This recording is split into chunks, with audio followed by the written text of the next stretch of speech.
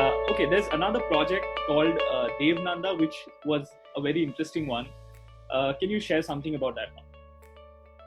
So usually when you design a house, people are very clear with their requirements.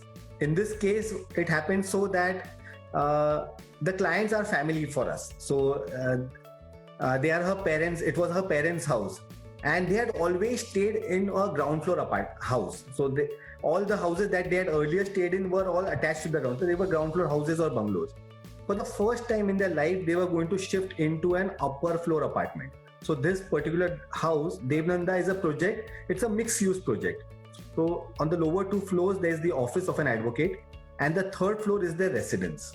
Okay. Now, it was a big shift for the family from shifting from a ground floor premise into a third floor apartment. And they were not clear about their aspirations for the house. They had given us the physical requirements that they wanted these many bedrooms and stuff like that. But they were not very what kind of a house they wanted. And now, since we've been knowing them for a long time, we knew how their lifestyle is, how their overall behavioral pattern is, how they use various spaces. And we ended up designing a house for them, which will give them some kind of connection with the outdoors again.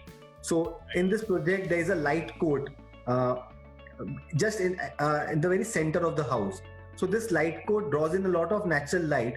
And as the day progresses, a play of shadow keeps on happening around that space. So there's a Tulsi Rundavan, which again reminds you of the ground floor houses. Right. The eastern side of this project is completely opened up. So there's a 9-meter wide opening which looks into a gulmohar tree.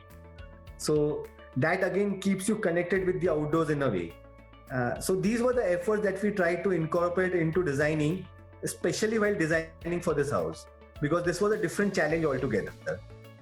Was it also a challenge to be designing for family? I mean, is it easy or is it a little complicated? Because